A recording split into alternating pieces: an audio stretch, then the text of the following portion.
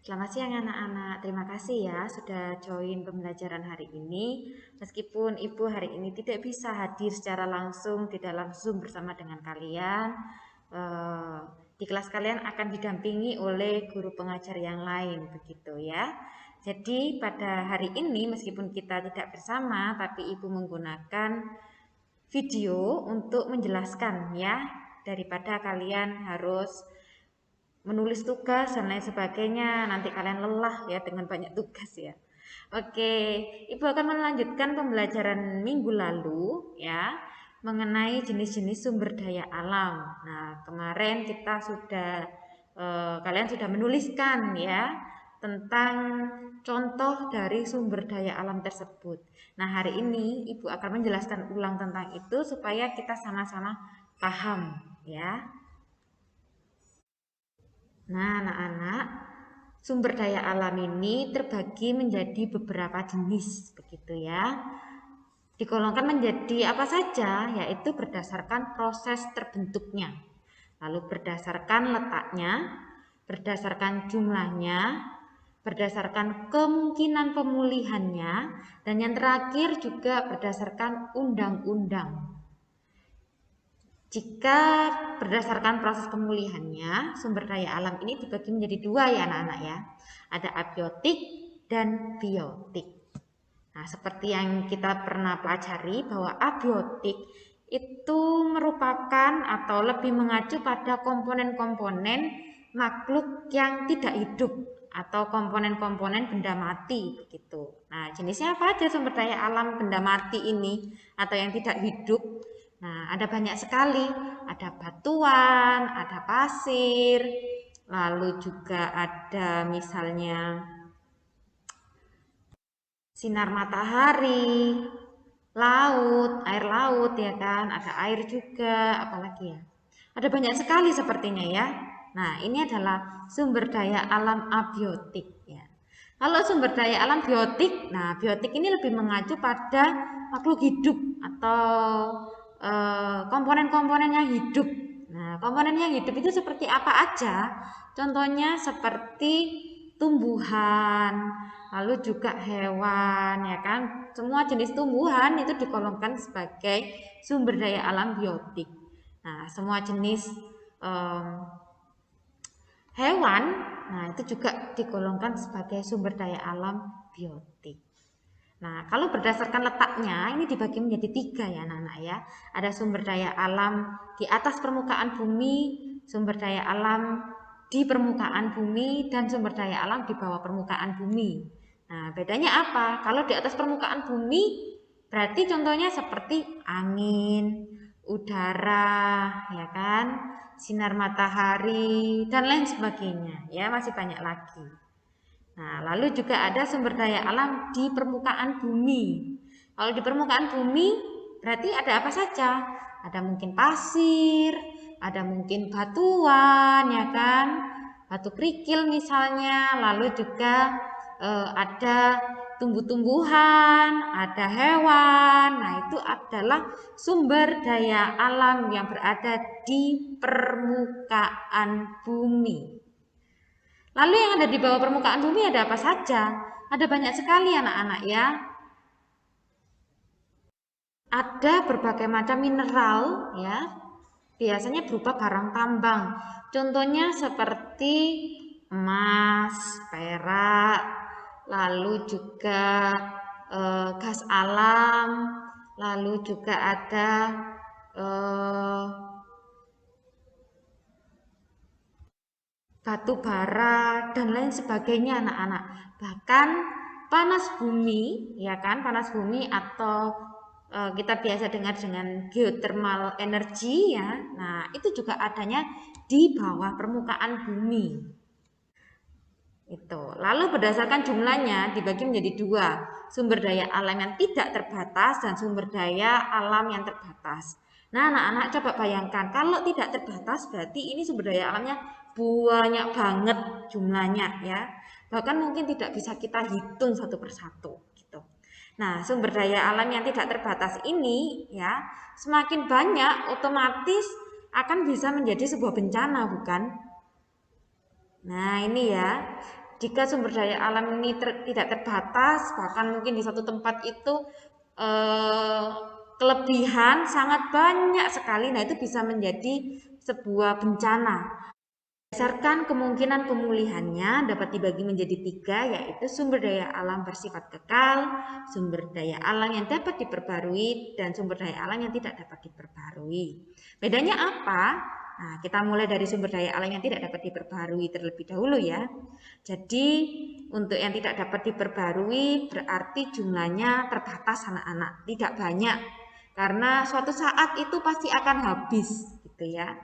Atau untuk memulihkan diri ya, untuk kita dapat sumber daya alam yang sama, kita butuh waktu yang sangat lama ya, sangat lama, bisa jadi ribuan tahun atau ratusan ribu tahun atau bahkan jutaan tahun anak-anak untuk kita bisa mendapatkan sumber daya alam yang sama gitu.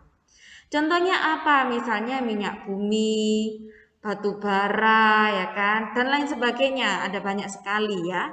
Itu termasuk tidak dapat diperbarui. Selanjutnya ada sumber daya alam yang dapat diperbarui. Nah, ini kebalikannya. Kalau tadi waktunya sangat lama, ini waktunya lebih sebentar gitu ya.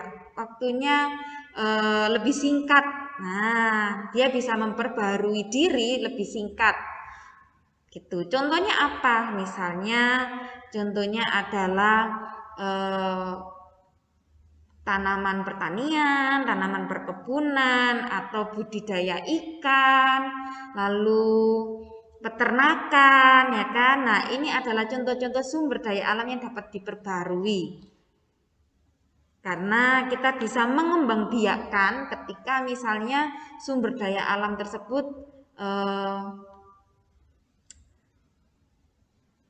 tidak ada, misalnya hampir punah seperti itu. Nah, kita masih bisa melestarikan ya anak-anak ya. Baik itu flora maupun fauna. Nah, itu termasuk sumber daya alam yang dapat diperbarui karena membutuhkan waktu yang tidak lama, yang bisa dibilang ya cukup sebentar gitu ya. Berbeda dengan yang tidak dapat diperbarui, waktunya sangat lama. Lalu sumber daya alam yang bersifat kekal. Nah, kalau bersifat kekal itu berarti selamanya ada. Ya, bahkan mungkin bisa dibilang jumlahnya mungkin banyak gitu ya. Nah, ini yang bersifat kekal ini dia punya ciri dia selalu ada gitu ya kan. Dan jika jumlahnya terlalu banyak itu bisa menimbulkan bencana anak-anak. Atau jumlahnya terlalu sedikit, nah itu juga bisa menyebabkan bencana. Nah, ini adalah sumber daya alam yang bersifat kekal. Jadi kalau kebanyakan jadi bencana, kekurangan juga jadi bencana. Contohnya misalnya air ya kan, kalau kebanyakan jadi banjir. Kalau terlalu sedikit jadi kekeringan. Nah, sama juga dengan misalnya sinar matahari. Wah, terlalu banyak sinar matahari juga nggak baik ya. Tapi terlalu sedikit juga tidak baik gitu. Jadi harus pas gitu. Nah, ini bersifat kekal dan selamanya ada. Air itu selamanya ada ya kan. Sinar matahari juga. Nah, ini salah satu berkat Tuhan juga ya buat kita.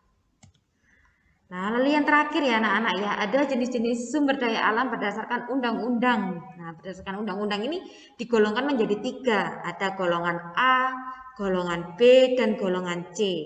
Kalau golongan A yaitu golongan bahan galian strategis. Nah, bahan galian ini biasanya sangat penting bagi negara. Jadi karena penting ya kan, sebisa mungkin bahan galian ini yang memanfaatkan adalah negara. Jadi ada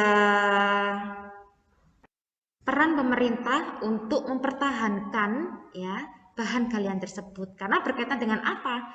Berkaitan dengan keamanan negara dan perekonomian di negara tersebut. Misalnya apa?